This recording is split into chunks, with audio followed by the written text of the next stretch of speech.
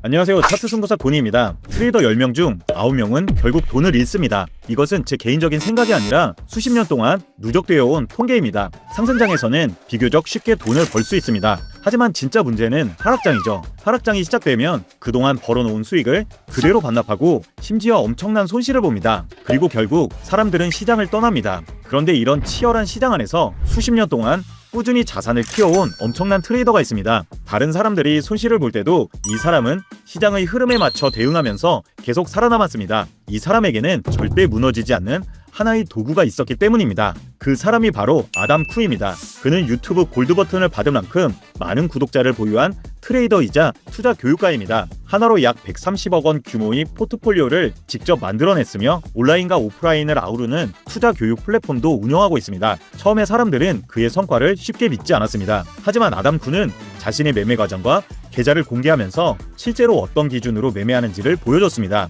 그런데 흥미로운 점은 아담 쿠가 중요하게 사용한 도구가 우리에게도 아주 익숙하다는 겁니다. 그것은 바로 이동평균선입니다. 여러분의 차트에 이미 표시되어 있는 이동평균선이 우리의 생각보다 훨씬 강력한 매매의 기준이 됩니다. 그렇다면 같은 이동평균선을 보고 있는데도 왜 어떤 사람은 꾸준히 수익을 내고 어떤 사람은 계속 손실을 보게 될까요? 차이는 이동평균선 자체에 있는 것이 아닙니다. 어떤 자리에서 매매하고 어떤 자리에서는 기다려야 하는지를 구분하는 기준에 있습니다. 오늘은 국내 주식 또는 해외 선물, 코인 등 어떤 자산에 투자를 하더라도 반드시 알아야 할 기본적인 매매 원리를 알려드리겠습니다. 이동평균선으로 시장의 방향을 판단하고 확률이 높은 매매 구간을 구분해서 실제 차트에서 진입과 청산까지 어떻게 활용하는지 하나하나 알려드리겠습니다. 복잡한 보조지표를 차트에 여러 개 띄울 필요도 없습니다. 이것 하나만 제대로 이해해도 하락장에서 큰 손실을 피하고 살아남을 수 있습니다. 그래서 투자를 시작한 지 얼마 안 되는 분들도 오랫동안 매매했지만 계좌가 계속 제자리인 분들도 오늘 영상은 끝까지 집중해서 봐주시기 바랍니다. 본격적인 시작에 앞서 24시간 시장을 확인하기 어려운 분들을 위해 자동으로 매매를 진행하는 자동 매매봇도 준비했습니다. 관심 있으신 분들은 영상 하단 더보기란이나 고정 댓글을 확인해주세요. 아담 쿠의 매매 원칙은 매우 단순합니다. 그는 단기와 중기, 장기 이동평균선을 함께 보면서 가격이 이동평균선 위에서 안정적인 상승 흐름을 만들고 정배열 상태에서 세 선이 모두 위쪽을 향하면 매수 쪽의 유리한 자리만 찾습니다. 반대로 가격이 이동평균선 아래에서 하락 흐름을 이어가고 역배열 상태에서 세 선이 모두 아래쪽을 향하면 매도 쪽으로 봅니다. 그리고 어느 방향으로도 우위가 뚜렷하지 않다면 굳이 진입하지 않고 기다립니다. 그런데 아담 쿠보다 훨씬 이전에 이런 원리를 정배열과 역배열이라는 형태로 더 체계적으로 정리한 트레이더가 있습니다. 바로 전 세계적인 베스트셀러 이동평균선의 저자이자 일본 차트 분석의 대표적인 거장으로 알려진 고지로 강사 테츠카 고지입니다. 고지로는 차트를 볼 때 무엇보다 먼저 엣지가 있는 자리를 찾아야 한다고 강조합니다. 여기서 엣지라는 말이 조금 낯설게 느껴질 수 있는데 쉽게 말하면 내가 매수하거나 매도했을 때 확률적으로 더 유리한 구간을 뜻합니다. 우리가 시장에서 매매한다는 건 결국 아직 일어나지 않은 미래에 돈을 거는 일입니다. 아무리 많은 분석을 해도 다음 캔들이 반드시 상승한다거나 반드시 하락한다고 100% 확신할 수 없습니다. 하지만 그렇다고 모든 구간의 확률이 항상 50대 50인 것도 아닙니다. 어떤 자리에서는 상승할 가능성이 상대적으로 높고 반대로 어떤 자리에서는 하락할 가능성이 더 높습니다. 그리고 상승과 하락 어느 쪽도 뚜렷하지 않아 굳이 포지션에 진입할 필요가 없는 구간도 있습니다. 따라서 우리가 해야 할 일은 시장의 방향을 완벽하게 맞추는 것이 아닙니다. 확률이 한쪽으로 높아져 있는 자리만 골라서 매매하는 것. 이것이 바로 엣지를 활용하는 방법입니다. 고지로 역시 상승과 하락 중 한쪽으로 확률이 뚜렷하게 기울어진 구간에서만 적극적으로 매매해야 한다고 설명합니다. 그리고 이런 엣지를 가장 쉽고 직관적으로 확인할 수 있는 도구 중 하나가 바로 그의 저서에서 체계적으로 다룬 이동평균선입니다. 고지로는 이동평균선이 다음과 같은 모습일 때 매수 엣지가 있다고 봅니다. 단기, 중기, 장기 이동평균선이 위에서부터 차례대로 놓인 정배열이 만들어지고 세 선이 모두 오른쪽 위를 향해 올라가는 구간입니다. 반대로 매도에 유리한 구간은 위에서부터 장기, 중기, 단기 이동 평균선이 놓이는 역배열이 만들어지고 세 선이 모두 오른쪽 아래를 향하는 구간입니다. 그렇다면 단순히 이동 평균선의 위치와 방향만으로 어떻게 매매 확률을 판단할 수 있을까요? 그것은 바로 이동 평균선에 단순한 가격 평균 이상의 의미가 담겨 있기 때문입니다. 예를 들어 차트에 20일 이동 평균선이 하나 있다고 해보겠습니다. 21선은 최근 20일 동안의 가격을 평균 내서 하나의 선으로 연결한 것입니다. 만약 현재 가격이 20일 이동평균선 위에서 움직이고 있다면 어떤 의미일까요? 현재 가격이 최근 20일 동안의 시장이 형성한 평균 가격대보다 위에 있다는 뜻입니다. 쉽게 말하면 비교적 최근에 시장에 들어온 투자자들 가운데 수익 구간에 있는 사람이 많을 가능성이 높다는 의미입니다. 수익을 보고 있는 사람들은 심리적으로 조금 더 여유가 있습니다. 가격이 하루 이틀 조정을 받는다고 해서 바로 불안해하며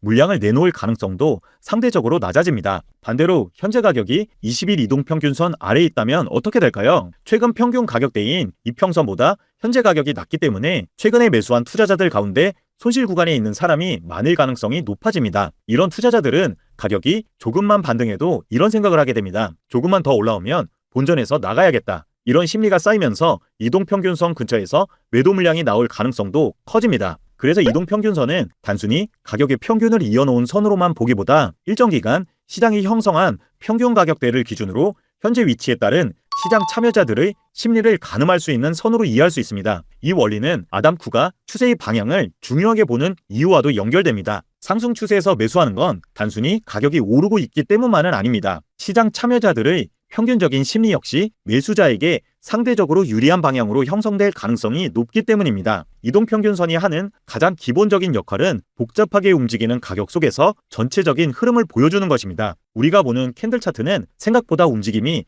굉장히 복잡합니다. 상승 추세에서도 음봉이 연속해서 나오고 하락 추세에서도 강한 양봉들이 나타납니다. 위아래로 긴 꼬리가 만들어지기도 하고 하루 동안 크게 올랐다가 바로 다음날 다시 내려오기도 합니다. 이런 캔들 하나하나에만 집중하면 시장이 실제로 어느 방향으로 움직이고 있는지 판단하기가 어려워집니다. 전체적으로는 상승 흐름인데 중간에 음봉 몇 개가 나왔다는 이유로 겁을 먹고 매도할 수도 있고, 반대로 계속 하락하고 있는데 강한 양봉 하나만 보고 바닥이라고 착각하고 매수할 수도 있습니다. 이동평균선은 이런 단기적인 가격 변화를 평균으로 정리해줍니다. 덕분에 눈앞의 작은 움직임보다 더 큰 방향을 확인할 수 있습니다. 가격이 이동평균선 위에서 움직이면서 선 자체도 우상향하고 있다면 중간에 잠깐 하락이 나오더라도 전체적인 흐름은 상승으로 볼 수 있습니다. 가격이 이동평균선 아래에서 움직이고 이동평균선 자체도 우하향하고 있다면 잠깐 반등이 나오더라도 전체 흐름은 여전히 하락으로 보는 것이 맞습니다. 이 개념이 실전에서 중요한 이유가 있습니다. 초보 투자자들이 가장 많이 하는 실수 중 하나가 현재 추세와 반대 방향으로 매매하는 것이기 때문입니다. 하락 추세에서는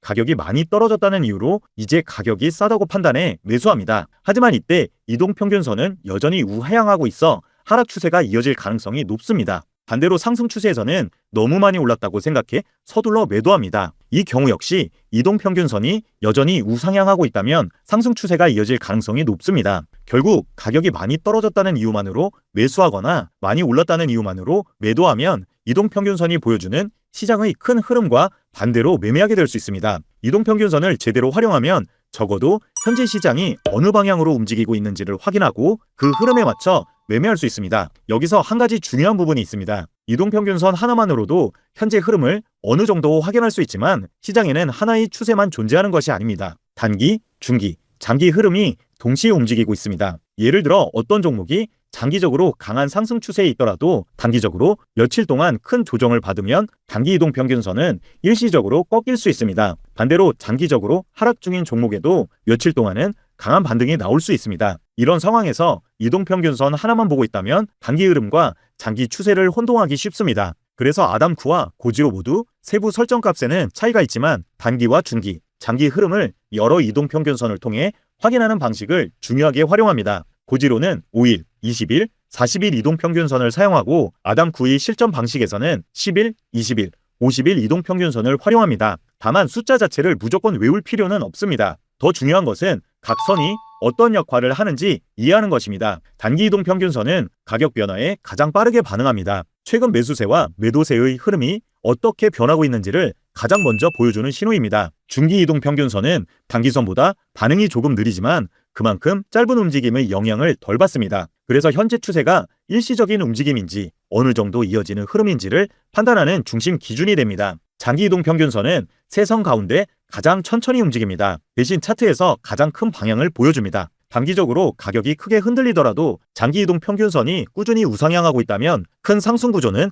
아직 유지되고 있다고 볼 수 있습니다. 결국 세 개의 이동 평균선을 함께 보는 이유는 짧은 흐름과 중간 흐름, 그리고 큰 흐름을 동시에 확인하기 위해서입니다. 고지로와 아담쿠가 사용하는 기간값은 다르지만 기본적인 원리는 같습니다. 고지로는 정배열과 역배열이 만들어지고 다시 바뀌는 과정까지 총 6단계로 구분했는데 이것이 고지로의 이동평균선 대순환 분석입니다. 이름만 들으면 복잡하고 어려워 보이지만 원리는 어렵지 않습니다. 가격이 단순히 오르고 내리는 것만 보는 것이 아니라 골든크로스와 데드크로스가 발생하면서 이동평균선의 배열이 어떻게 바뀌는지를 통해 현재 시장이 상승과 하락의 어느 단계에 있는지 판단하는 방식입니다. 1스테이지는 안정 상승기입니다. 2스테이지는 상승 힘이 조금 약해지면서 상승 추세가 끝나가는 구간입니다. 3스테이지는 이동평균선의 배열이 바뀌면서 하락 추세가 시작되는 구간입니다. 4스테이지는 안정 하락기입니다. 5스테이지는 하락 힘이 약해지면서 하락 추세가 끝나가는 구간입니다. 6스테이지는 다시 상승 추세가 시작되는 구간입니다.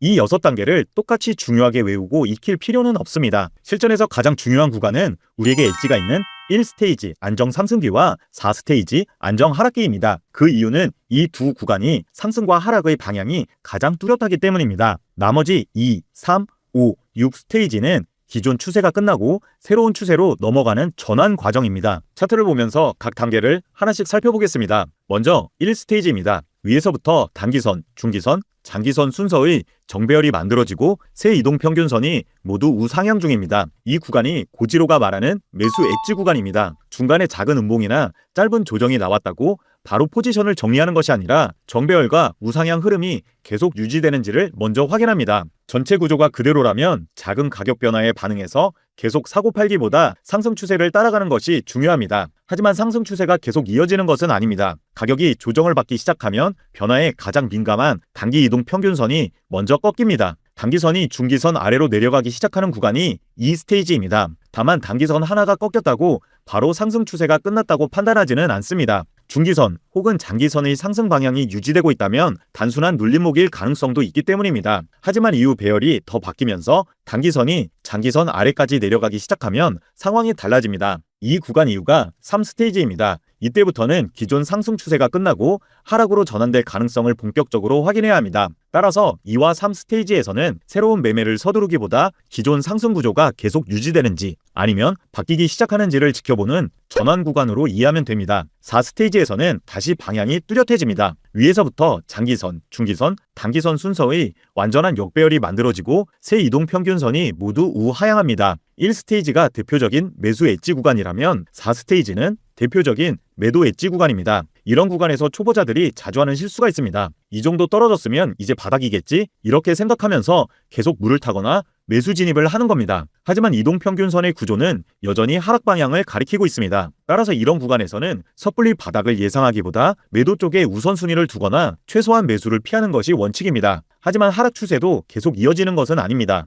어느 순간 가격이 반등하면서 단기선이 중기선을 위로 돌파하기 시작합니다. 이 구간부터 5스테이지입니다. 다만 이 시점에서는 단순한 기술적 반등일 가능성도 있기 때문에 아직 적극적으로 매수하기에는 이릅니다. 이후 상승 흐름이 조금 더 이어지면서 단기선이 장기선을 위로 돌파하면 6스테이지로 넘어갑니다. 이때부터 하락에서 상승으로 흐름이 바뀔 가능성이 조금씩 높아집니다. 하지만 아직 1스테이지처럼 완전한 정배열이 만들어진 것은 아닙니다. 따라서 5스테이지와 6스테이지에서는 성급하게 매수하기보다 세 이동평균선이 완전한 정배열을 만들고 1스테이지로 넘어가는지를 확인하는 것이 중요합니다. 결국 대순환 분석의 핵심은 엣지가 있는 1스테이지에서는 매수에 집중하고 4스테이지에서는 하락 방향을 우선하며 매도에 집중하고 그 사이의 전환 구간에서는 포지션에 진입하지 않고 매매를 서두르지 않는 것입니다. 그렇다면 정배열이나 역배열이 만들어졌다고 해서 추세의 힘까지 항상 같은 것은 아닙니다. 이때는 이동평균선 사이의 간격과 기울기를 함께 보면 됩니다. 먼저 세 이동평균선의 간격이 좁고 기울기도 거의 없이 수평으로 움직인다면 시장이 뚜렷한 방향이 없다는 뜻입니다.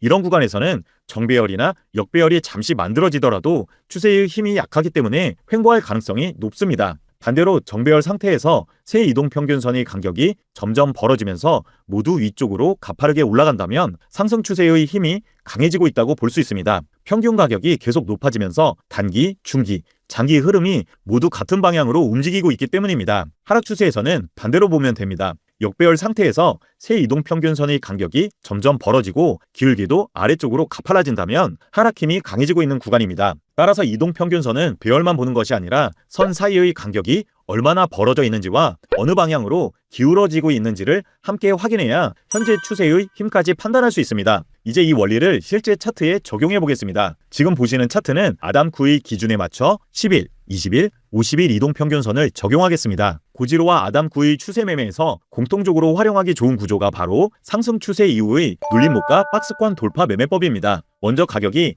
장대 양봉과 함께 강하게 상승하면서 위에서부터 11선, 21선, 51선 순서의 완전한 정배열이 만들어졌습니다. 정배열이 만들어졌다고 바로 진입하는 것은 아닙니다. 이미 가격이 이동평균선에서 많이 멀어진 상태라면 뒤늦게 추격 매수가 될 수 있기 때문입니다. 가격은 계속 한 방향으로만 움직이지 않습니다. 강하게 상승한 뒤에는 어느 순간 상승을 멈추고 조정을 받는 구간이 나옵니다. 이 과정에서 가격이 11선이나 21선을 잠시 아래로 이탈할 수도 있습니다. 여기서 중요한 건 가장 아래에 있는 51선입니다. 단기선은 잠시 이탈하더라도 51선이 유지되고 전체적인 상승 구조가 그대로라면 아직 큰 추세가 끝났다고 볼 필요는 없습니다. 조정이 이어지면 가격이 일정한 범위 안에서 움직이는 박스권을 만들기도 합니다. 매수와 매도가 균형을 이루면서 가격이 잠시 횡보하는 구간입니다. 여기서도 미리 방향을 예상해서 진입하지 않습니다. 전체 상승 구조가 유지되는 상태에서 가격이 박스권 상단을 확실하게 돌파할 때까지 기다립니다. 강한 양봉 캔들이 박스권 상단을 돌파하고 종가까지 그 위에서 마감하면 매수 포지션에 진입합니다. 진입까지의 순서는 정배열 확인, 눌림목 조정, 51선 유지, 박스권 형성, 상단 돌파입니다. 손절선은 박스권 최저점 아래에 둡니다. 진입 이후 상승이 이어진다면 익절은 분할로 진행합니다. 가격이 처음 10일 이동평균선을 종가 기준으로 이탈하면 보유 수량의 절반을 11%의 수익으로 정리합니다. 이후 상승하는 가운데 가격이 21선 근처까지 내려오고 꼬리로는 이탈하였지만 종가 기준으로는 이탈하지 않았다면 포지션을 유지합니다. 그리고 21선까지 이탈한다면 남아있는 물량도 약 22% 수익으로 정리하며 매매를 마무리합니다. 이렇게 하면 상승 추세를 너무 일찍 포기하지 않으면서도 흐름이 약해지는 것을 확인하며 수익을 단계적으로 지킬 수 있습니다. 이 전략에서 반드시 기억해야 할 건 3가지입니다. 정배열, 눌림목, 박스권 돌파, 이 세 조건이 순서대로 만들어지는 것을 기다렸다가 진입하는 겁니다. 두 번째는 이동평균선을 중심으로 서로 다른 3가지 근거가 한 구간에 겹치는 자리를 찾는 트리플 매매법입니다. 여기서 한 가지 기억해야 할 점은 매매의 중심 기준은 여전히 이동평균선이라는 겁니다. 이동평균선으로 매매 타점을 잡고 그 자리에 다른 근거들까지 겹친다면 더 신뢰도 높은 진입 자리로 볼 수 있습니다. 차트를 보시면 가격이 강하게 상승하여 정배열을 완성한 뒤 조정을 받고 있습니다. 가격이 내려오다가 20일 이동평균선 부근에서 하락을 멈추고 밑꼬리를 달고 올라옵니다. 이것만으로도 하나의 눌림목 매매 근거가 됩니다. 그런데 같은 자리에 정배열을 만든 직전 상승폭의 약 38.2%를 되돌린 피보나치 0.382 되돌림 구간까지 겹쳐있다고 해보겠습니다. 0.382는 많은 트레이더들이 조정 구간을 판단할 때 확인하는 대표적인 피보나치 되돌림 비율 중 하나입니다. 여기에 과거에도 여러 차례 가격이 반응했던 중요한 지지 저항 구간까지 겹칩니다. 그러면 하나의 가격대에 서로 다른 3가지 기준이 모이게 됩니다. 첫 번째는 이동평균선, 두 번째는 피보나치 되돌림, 세 번째는 과거 지지 저항 구간입니다. 참고로 지금 말씀드린 피보나치 되돌림이나 지지 저항처럼 차트 분석에 필요한 기본 개념을 체계적으로 배우고 싶으신 분들을 위해 구독자 한정 무료 강의도 제공하고 있습니다. 신청을 원하시는 분들은 더보기란이나